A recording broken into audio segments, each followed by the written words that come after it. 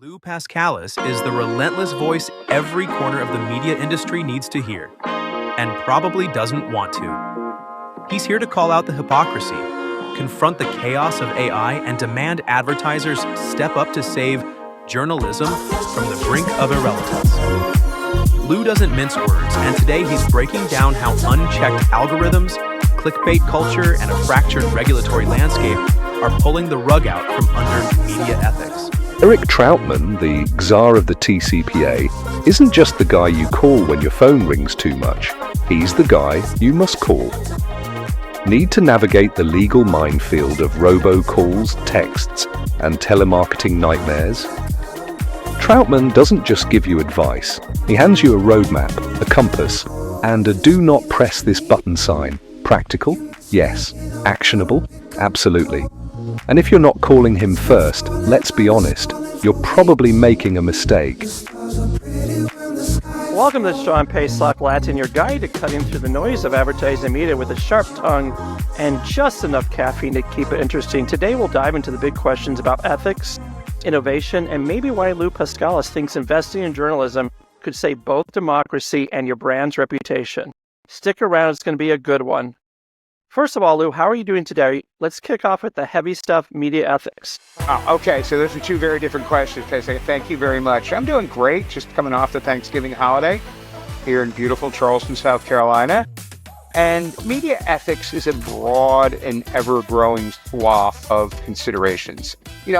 I'd like to say that companies spend a lot of time establishing their values and the principles they operate the business that foot to those values and applying them to many aspects of their business.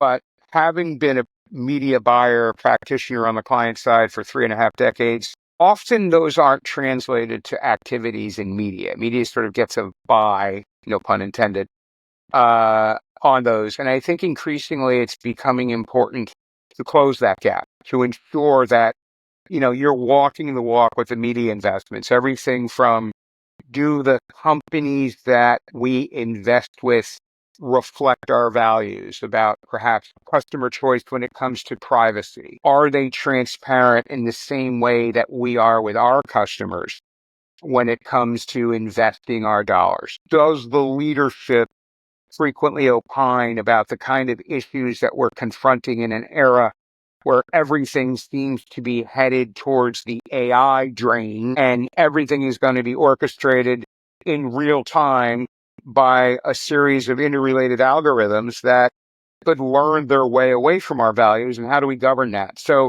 it's an increasingly fraught environment. And I like to use the term crisis-tunity to describe where we're headed, which is it's an opportunity to do a lot better in how we go to market. But if we don't govern it appropriately, we're probably going to end up shooting ourselves in the foot before we get it right. So trust in journalism has plummeted globally. A recent trust barometer survey by Edelman shows that only 46% of people believe in media organizations. They believe that media organizations are intentionally misleading them. Meanwhile, this rise of citizen journalism on social platforms has both democratized and destabilized the flow of information. So here's my question. Do you think there's a tipping point where audiences will finally demand better ethics? Or are we just all addicted to the dopamine hit of outrage and clickbait? Yeah, I'd like to take that one on, and you may want to go out and get a beer because I probably will talk longer than your audience will listen. This all started about 15 years ago when objective news platforms started to realize that they needed to cater to an audience in order to preserve revenue. So you started to see, like the obvious ones, MSNBC start to lean a little bit to the left. Fox start to lean a little bit to the right. The legacy print platforms, generally speaking, have some bias. And, all platforms are biased. One of the things I learned when I went to work for advertisers media is that every platform has some bias, and some level of bias is therefore tolerable. It's what level of bias starts to tip beyond, reasonable. And, there are extreme examples that you and I could both mention. I try not to take sides, but I find it delicious that the Onion may end up with InfoWars. Every time I hear that story, it makes me smile because that's a platform that was very much out of bounds to the right. So as we started to do that, that brought into question the objectivity of journalism. Then, you had these extreme examples around the globe where elected officials or influencers started to cast aspersions on the media. They started to make up nicknames for them.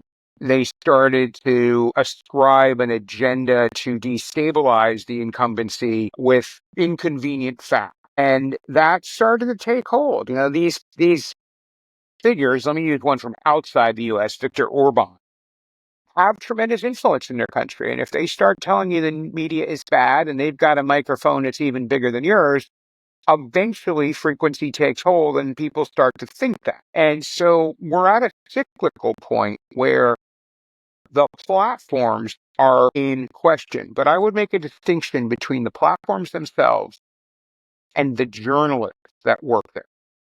The journalists, generally speaking, have a high level of integrity, work hard, are wired to find the facts with as little bias as humanly possible, and present them. And where we're seeing success is people leaving the big news platforms with whom I work on this initiative here, The Future of News, and starting their own podcast, right? A lot of news in the last couple of weeks. Chris Wallace did not renew at CNN, and he's going to go off on his own and create his own podcast. And other people that have done that, either ancillary to where they work, like an Ann Applebaum or whatever, or instead of where they currently work, are finding that audiences are more receptive to them because there's a level of transparency.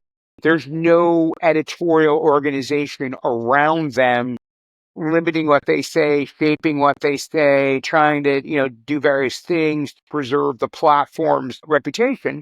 It's just them and a microphone and maybe a producer on the other side of it.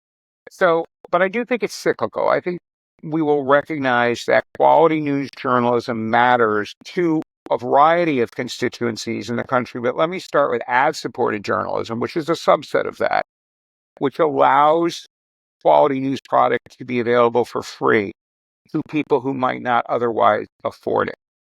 Paywalls are fine, but if I live in a part of the country or I have a socioeconomic situation where I don't have access to quality news, and all I'm getting is the echo chamber of the algorithm on TikTok or whatever social platform, I'm no longer getting access to the raw material, the actual journalistic product that is from the feet on the street, the reporter going into the courthouse, the reporter doing the interview.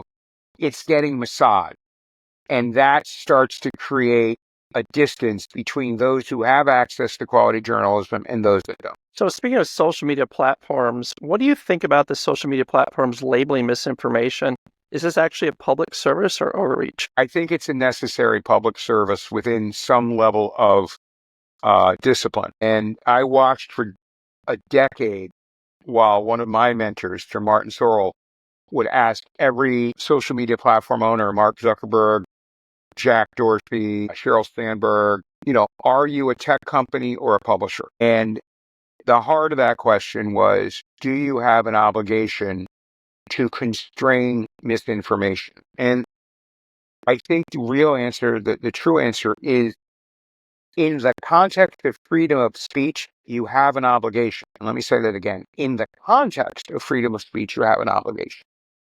If something is patently false, if I say that you're a woman, and it's demonstrably evident that you are not. I know few women who could grow as great a beard as you have. And so, I envy it. Mine comes out all scraggly when I try. So, there are guardrails. It is important that we recognize that in the same context that I can't open the door of a packed movie theater and yell fire, you can't go on social media and present blatant mistruths.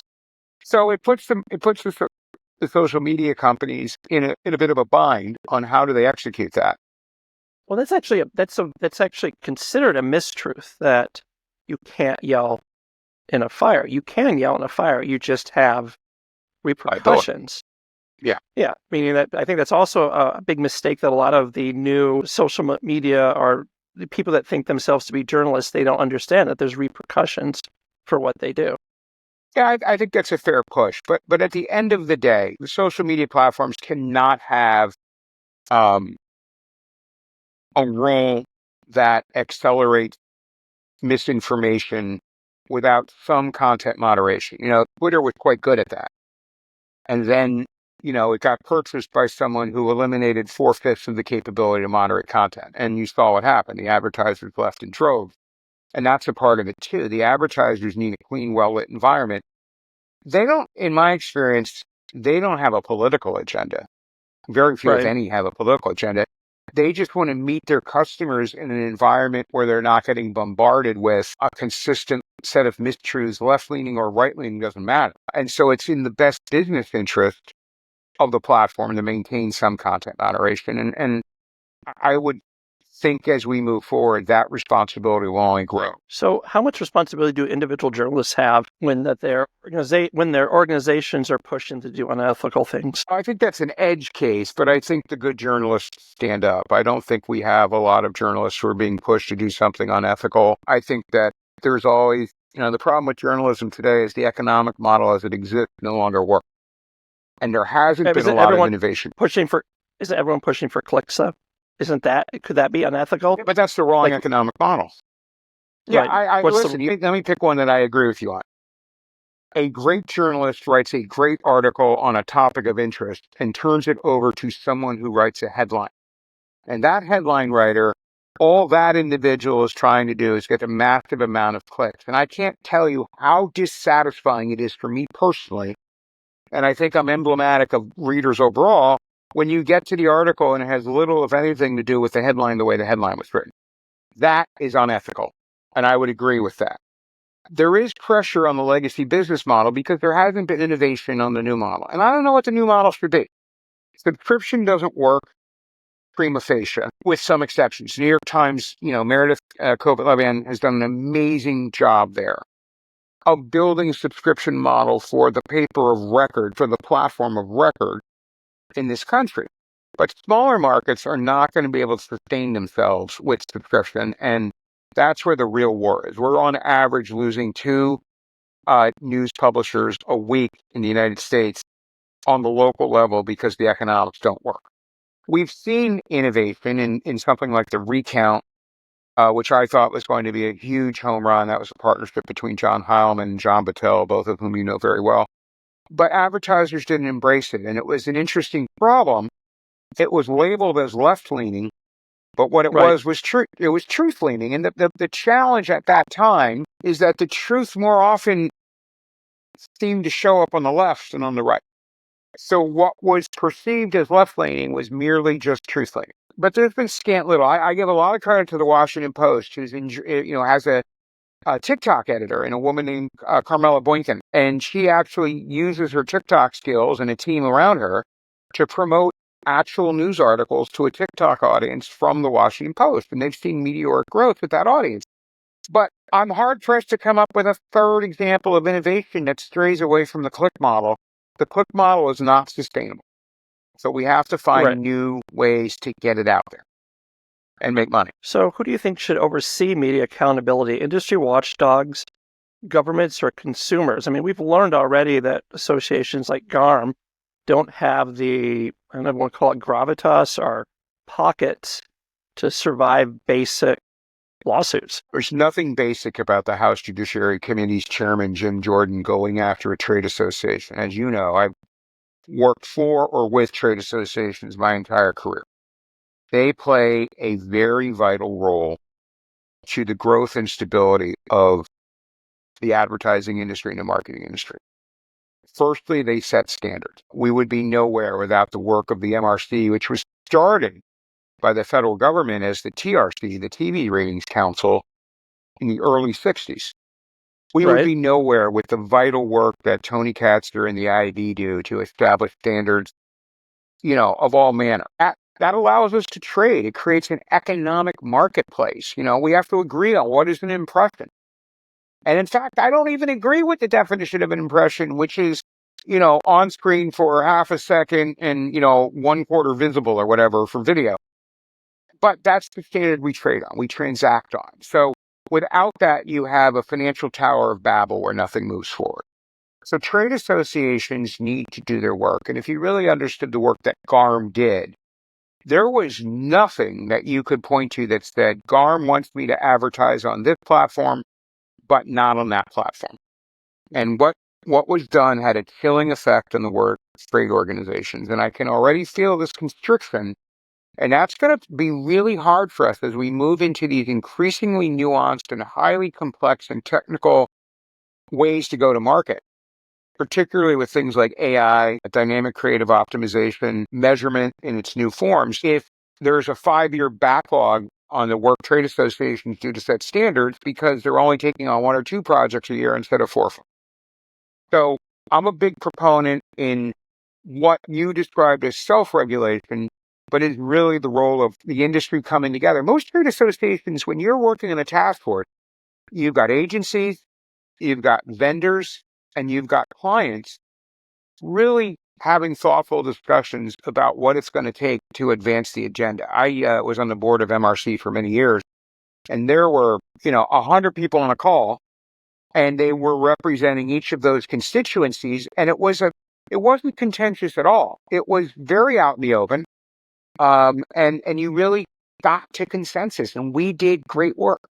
So I don't think government regulation will work per se because there's not enough understanding of the nuance of the business, and it's a global marketplace, not a U.S. marketplace. I don't think state regulation will work. I'm scared to death of the implications of state-by-state regulation when it comes to privacy. That's not the way to move forward. We need federal privacy, again, to create a level playing field so marketers can transact because we compete in a global marketplace. So one more moment on this. I know I've gone deep. GDPR was envisioned to get rid of the country-by-country vagaries of legislation on privacy in Europe and make it a more level playing field, which to an extent it did. Enforcement is a bit of an outlier. But here in the United States, it had the exact opposite effect.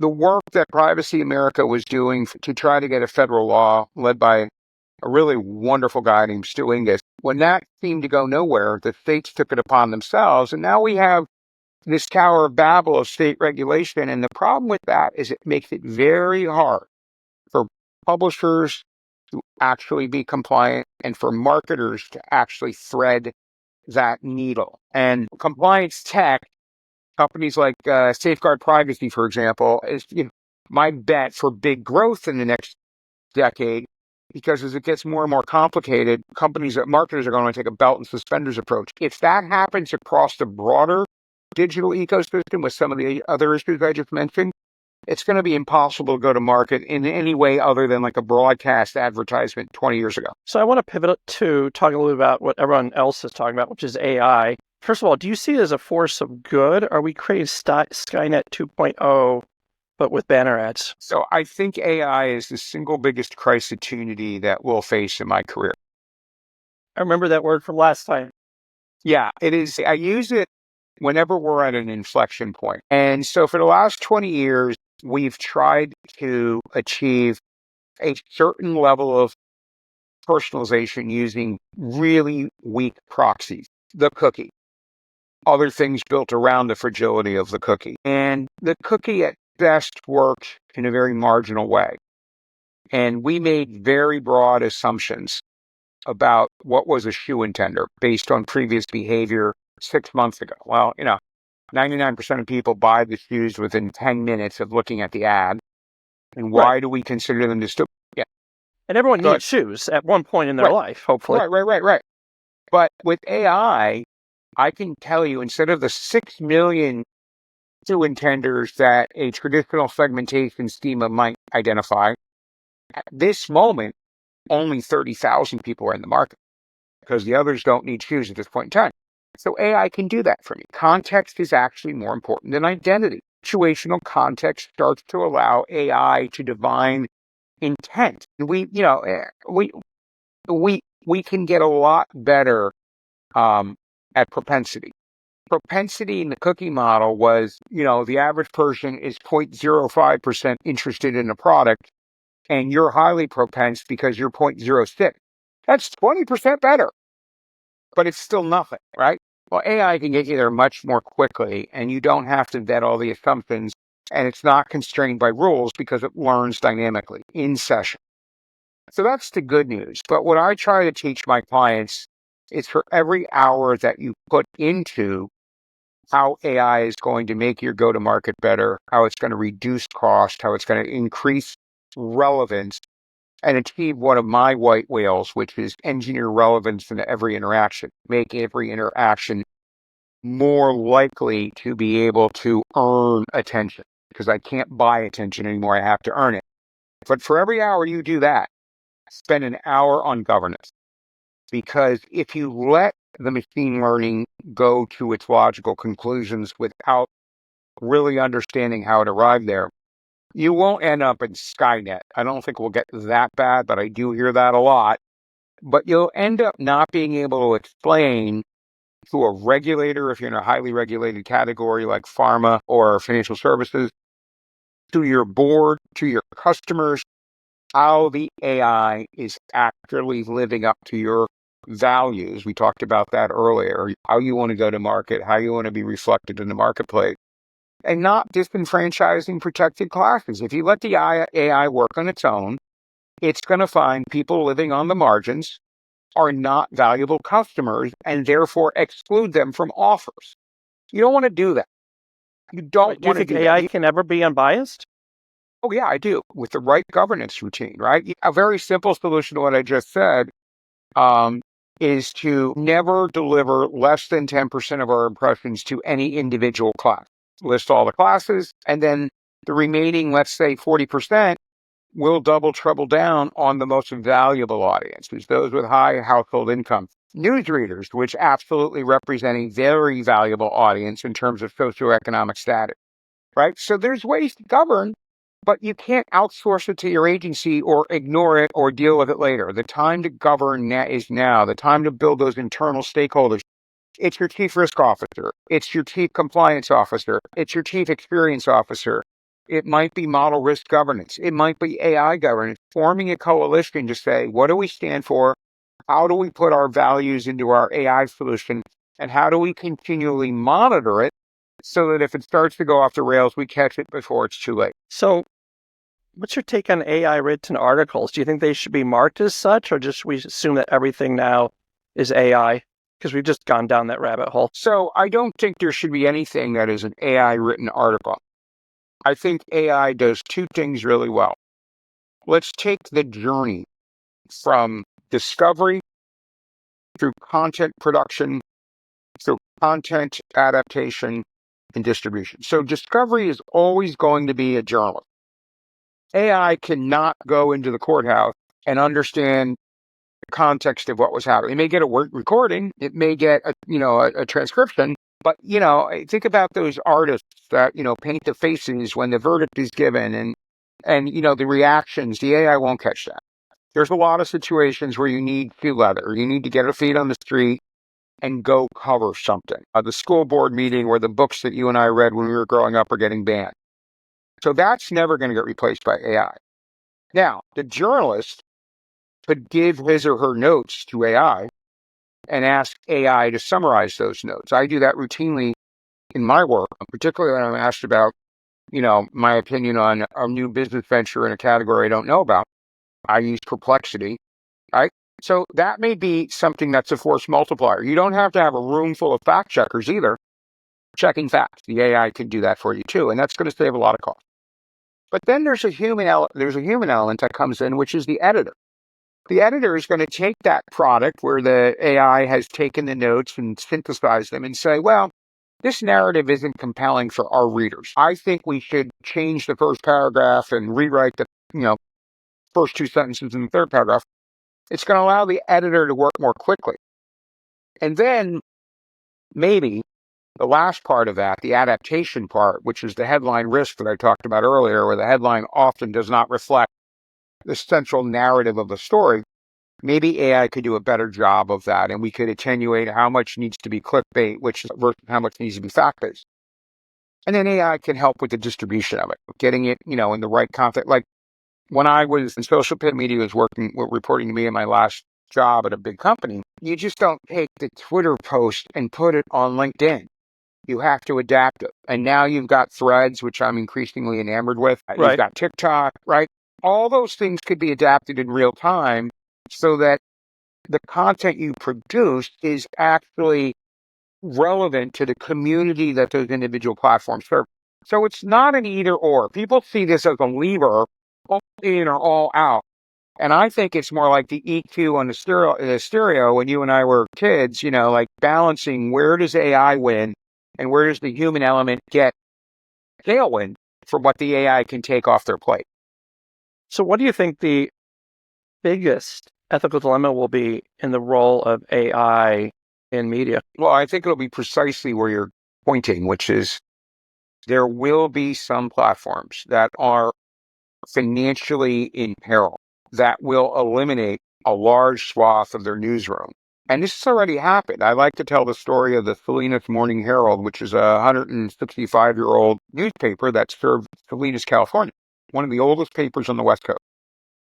Gannett bought them, and they eliminated everyone in the newsroom and just started taking their California feed into that local community. So no local goings on at the high school, no, bake sale, school board meeting coverage. It's just a bunch of, statewide news that's not all that relevant to Salinas. They did keep one person in the newsroom. And I know I told you this story before. So see if you remember. Do you remember the role of that person by chance? No. No, I don't remember the story. Sorry. Her job is to answer the phone for obituaries. Yes, I do remember the story now. Yeah. So the only sign of life in this Salinas Morning Herald newsroom is death. And so that happened before AI. And other companies are going to be tempted to do that with AI. And that's to the detriment of everyone. Because when you look at the divisive stuff that's happening, particularly in Congress, a lot of that is due to gerrymandering. And it makes it impossible for the representative to vote their conscience. They have to vote their district. And it was never like that. And now you're trapped by, a district that got 92% of their beliefs aligned in a certain way. And that makes it very hard to work across the aisle. And that is not good for our country. So I want to turn the spotlight on you. Fighting for ethics in media and advertisers sounds noble, but also a little bit exhausting. So what drives you to keep going in a world where the odds often feel stacked against you? Great question. Our part of a 207-year-old experiment called democracy. It's the envy of the world. No other country has figured out how to balance freedom of speech and commerce, for example, the way that we have. I know you travel abroad like I do, and the brands that you see abroad, in most cases, are the same brands you see here. There's the Starbucks, there's the McDonald's, there's the mobile gas station. That's all lost. We've done it by empowering our people, giving them freedom of choice, freedom of expression, the opportunity to have an economic miracle here. And now there's this war on truth, and facts have become fungible, which, I was brought up in a way that's not possible, but they are. We have people that talk about alternative facts. And when you really look at how this is shaking out, journalists are the defenders of truth. I call them the knights of truth. They try to get to the bottom of the pile when it comes to what's being said rhetorically and what they can prove in a factual way. And it is a David and Goliath story. We are not winning the war on truth. And I think there's a lot of learning there. But my point is journalists uniquely defend the truth. And the only real exception as a employment is academics. Academics do that, but they don't have the microphone. So what I'm specifically focused on in the work that I do with Advantage Media and the work that I do with Stagwell and the Future of News initiative that you see on my hat is trying to get more money flowing to journalistic platforms. I don't care if they're left-leaning or right-leaning, that's not my thing. Right now, advertisers have shied away from it. And they shied away from advertising and news initially coming out of the George Floyd incident, which led to the Black Lives Matter incident, where the corporate communications function started to say, hey, let's stay away from news. It's becoming polarizing. There were no facts involved in that. It was just an opinion. And advertisers pulled back. Flash forward to earlier this year, Stagwell did a 50,000 adult survey of advertising and news and found no correlation between adjacency to provocative, disturbing content and brand demand. And this is seminal, and it challenges this idea that we need to stay away from news. Along with that, when you look at the news audience, the people who are news junkies, 11% of people identify themselves as news junkies in the survey, which means they only consume news when they're consuming media. Right. And, that could be, there's no company in 2025 planning for 11% growth, no established business, right? If I went to the CEO and I said, look, I can unlock 11% growth, or even 6% growth, they'd be like, hey, I want that, whatever it is. Don't even tell me, just go do it, right? So, we have an opportunity to reach an untapped audience. They have a lot of buying power. And my last point here is, I don't think CEOs actually know that their team has stepped away from news because of these reasons that are not really true. And so the thing that I'm really fighting for right now, and I shared with you a draft op-ed about this, is, asking CEOs to ask two questions of their team. Do we currently advertise in news? And if not, why not? And I think that what you'll see is those CEOs understand the vital role news plays in their business and our economy, let alone the other things that I talked about earlier. And I'm hoping that we'll see a return to news, but I'm in it to win it. I'm not going anywhere. I will be working on this until I truly retire, and I have no plans to retire anytime soon. So what keeps you up at night? The ethical dilemmas you faced, or the sheer number of them still out there? You know what keeps me up at night? I blame a lot of what's happening on client-side media buyers. I was a client-side media buyer for 33 years. It's a wonderful career. The job is really simple. Go where the audience is and measure everything. I can do it. If you like math, you'll love the job. Increasingly, there's technology issues. Increasingly, there's nuance. Increasingly, there's ethical. I was brought up with this simple mantra, and your audience who knows me, he'll have heard me say this before. My first boss was an ex-Marine, and he said to me on day one of my job, don't expect what you don't inspect. Pretty good advice, right? And yet increasingly, because of the complexity, because of the nuance, because of the internal politics, many media buyers inside clients have outsourced or downsourced their role. They've given their agency a broad remit, like on brand safety and suitability. Figure out what our stance should be. That is not how you brief an agency. You brief an agency saying, our policy is this and that and the other when it comes to brand safety and suitability. Put frameworks and processes in place to do that, right? They downsource to someone on the team who doesn't have a worldview because they're relatively new in the industry. 2 years ago, they were living in a dorm room, and say, let's make sure that we have supply path optimization in programmatic media. And meanwhile, that individual's bonus is based entirely on how he makes the lower cost buys in programmatic media.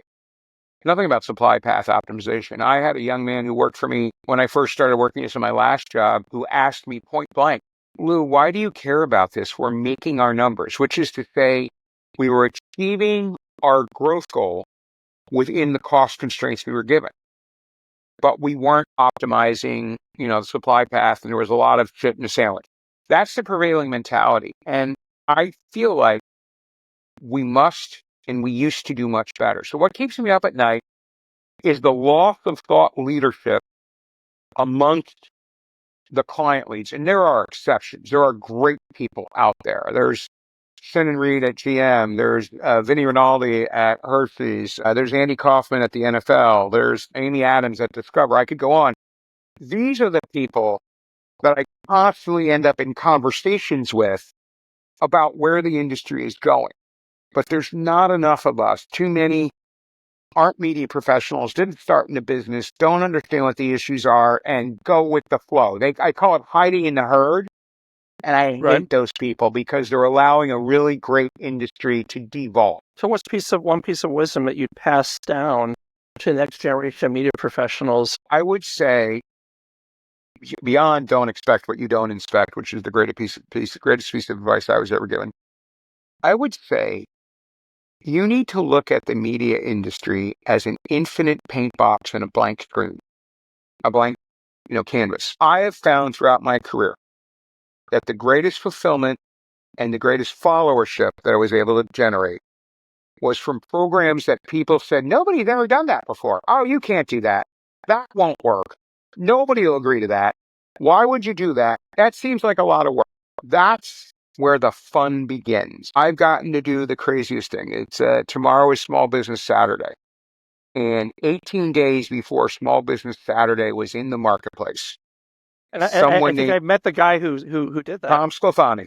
Yeah, Tom Sclafani came up with that idea. He was like, yeah, I got to do the go-to-market, which was almost as fun. I mean, we got pulled together by the president of American Express Open, who was the executive sponsor, Susan Sobbett. And she said, let's go to market. We're going to do this in 18 days. And I can remember being in meetings where, okay, there's a 10-day process that we need to do.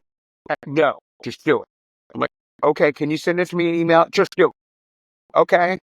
And we got it into market, and we changed the conversation. We changed the culture. People are still celebrating Small Business Saturday 14 years later. It's the most awarded marketing program in the history of marketing.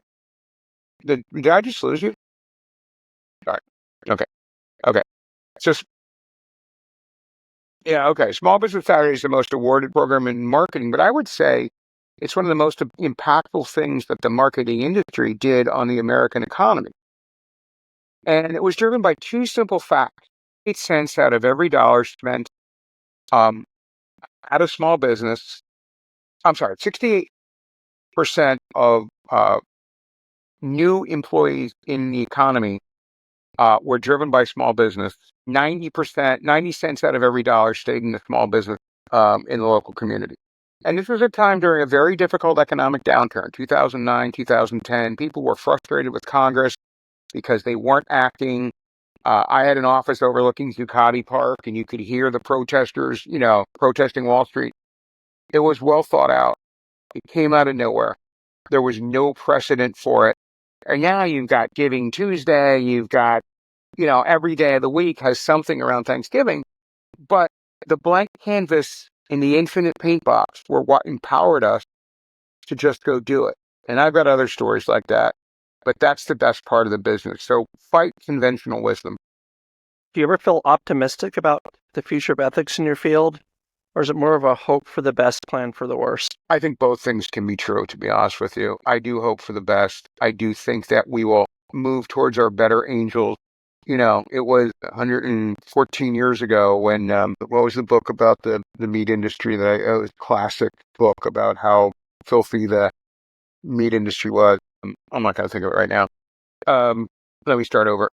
I'll take it from the top. I think both things can be true. I am optimistic. Upton Sinclair. Yeah, what was the name of it? The Jungle? Yeah, thank you. All right, so let me start over a third time. Sorry. Does it say what year it was published? No. I did probably, and I just deleted the window. Sorry. Fine. No. So I think both things can be true. I am optimistic that we will eventually find our footing, but I think before we get there, it's going to get worse until something happens that creates cultural outrage against the media industry. It was about 120 years ago when Upton Sinclair published The Jungle, which fundamentally changed forever the practices of the beef industry, which were just as bad as could be at the time, because Upton Sinclair exposed them. Congress took action, and standards were adopted. And I do think we will get to a point where some of the bad practices, some of the opaque things that large platforms and small tech companies do that don't necessarily work on behalf of the consumer or the marketer will get exposed, and they will become practices that are not condoned. It's going to take a lot more engagement, again, on the side of the client. I don't know if we can get there from a regulatory standpoint, and I hope the work of trade associations will allow us to self-regulate and eliminate these bad actors, but it will get worse before it gets better. So when you're not saving the world from ethical collapse, what is your happy place? Are you more of a curl up with a book type, or skydiving while sipping espresso? So I haven't been skydiving while sipping espresso for quite a few years, but I have a long list of other clients that are in the ad tech space or the brand marketing space. And I talk about news all the time because I'm passionate about it. But I'm also working with a lot of clients on honing their narratives. We are in an era of storytelling, less about the commercial and more about the content. And a lot of times, I segment my world into my tech clients and my brand marketer clients. So tech clients very rarely have good voice of the customer in their product. So they have a product that they think is solving a marketer need, but they haven't done the research, and they're often talking to someone in the marketing totem pole who is maybe a little bit lower down. And, most of the CMOs today I've worked with in one capacity or another, and we'll go and see one of those CMOs and, they'll kind of say what I just said in my consulting role. I had one instance where the client actually asked the marketer if I told her to say that. She didn't appreciate that comment very much. She's like, no one tells me what to say. And similarly, marketing has really gotten into this nuanced world where the language that we use to transact marketing is nowhere near the love language of the CFO or the CEO. So we talk about reach and relevance and favorability and changing for the better and all these great things. And the CFO is saying, how much growth is that delivering?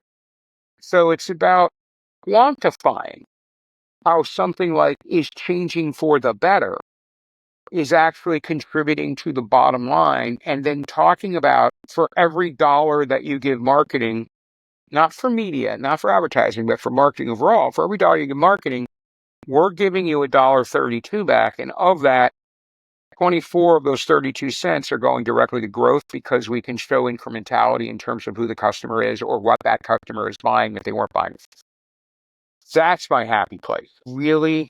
And the thing that I really have taken away from that in the last 2.5 years 2 years that I've been doing it, it's fulfillment. Sure, it pays the bills. Sure, it's lucrative. Sure, it's nice. But I really find it fulfilling when the light bulb goes off. When that young entrepreneur or that middle-aged CMO goes, oh, you're right. That's the story I should be telling. And, the remit of marketing has changed more dramatically than any other part of the C-suite in corporate America. It's much broader now. We're on the front line of customer relationship, which means we're on the front line of adoption of AI.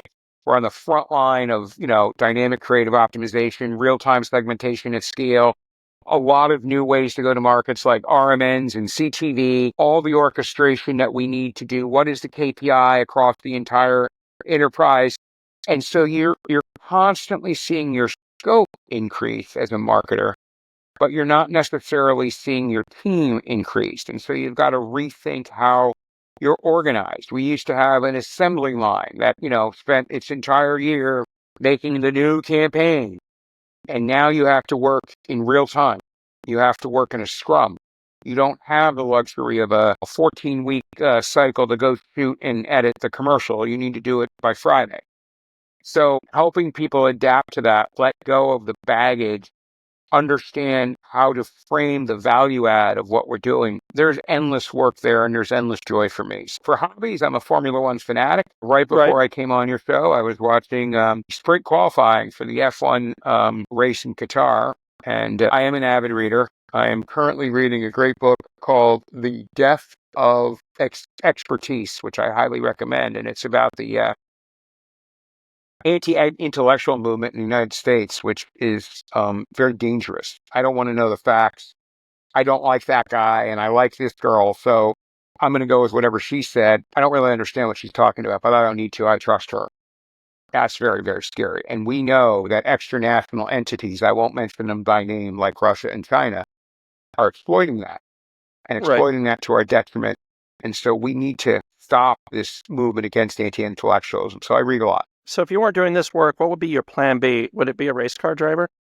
I think there's a maximum width that you have to be able to meet in order to get in the car, and I don't think I would make it. So no, it wouldn't be that.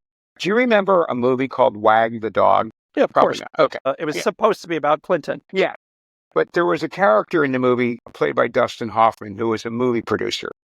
And he did everything on the fly. And his standard expression is, this is nothing. I did, And he would just come up with these crazy ideas and implement them on the fly.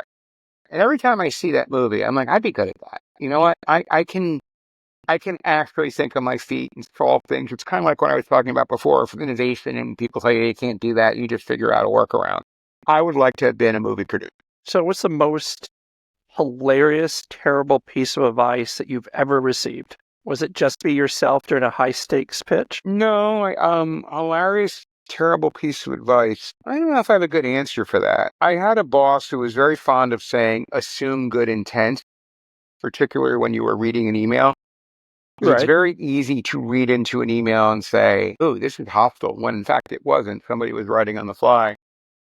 But her advice was to apply it universally. And I don't think it does apply universally. You have to look at the character of the individual. And one great thing about being in this business for 3.5 decades is you get to know everybody. And the people you don't know, you get to be a good judge of character.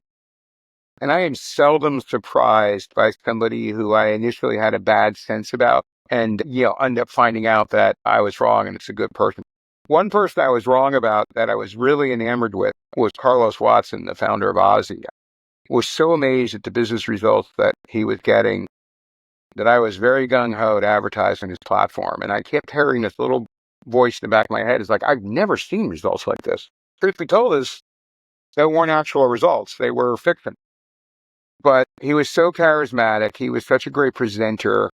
He had such a great narrative that I succumbed to it. But I think you need to assume good intent, but not in every case. You really need to be able to assess the character of the person. This business has always been and will always be about relationships. I don't care how much you transact programmatically. If I have a problem, I'm going to pick up the phone and call the person that runs that platform because we started working together 30 years ago when, he or she was a sales rep and I was a junior buyer, and say, I've got a problem. So cultivating relationships, really trying to show up every day in the most integrity-driven way, and recognizing that you can win a battle and lose the war if you don't preserve your relationship and your reputation for integrity. That's the most valuable piece of advice. So what's a fun fact about you that would completely shock most of your colleagues? Right now, I am obsessed with buying a property on the western coast of Spain. Oh, and wow. I've been making pilgrimages to Cadiz, Spain, which is not easy to find on a map. Yeah, exactly. You find Gibraltar and you go left. Yeah, Gibraltar is down right on the entrance to the Mediterranean Sea. And you go a little bit left towards the Atlantic Ocean, and there's Cadiz. And I've been looking for a place in Europe for a long time. And I think, Cadiz is an interesting city in that it's where all the gold that the conquistadors plundered out of South America came back into Spain. So there's a rich 16th century, 17th century architecture there. And because it sits on the Atlantic, it has a beautiful onshore flow that keeps it cool in the hottest days of summer. So you've got the best of both worlds. You've got a Mediterranean climate, but with an Atlantic breeze. And it's just a gorgeous town. So I plan to spend 2 weeks a month in New York and 2 weeks a month in Cadiz. And, I think that maybe one of the only silver linings of the pandemic is now I can work screen to screen instead of face to face. And although I'm a big believer in relationships and I'd rather be face to face, I can continue to work in Cadiz and enjoy the, beautiful weather, the wonderful food, and, be back in New York relatively easily. Most people probably don't know that yet, and now they do. So before we go, if someone could write a book about your life, what would the title be?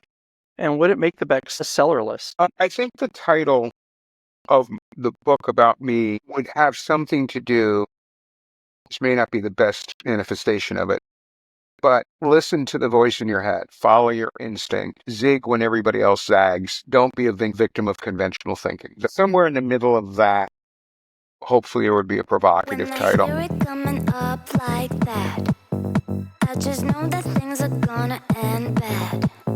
When my body only moves for the beat. And that's a wrap on today's episode of the ADOTAT Show.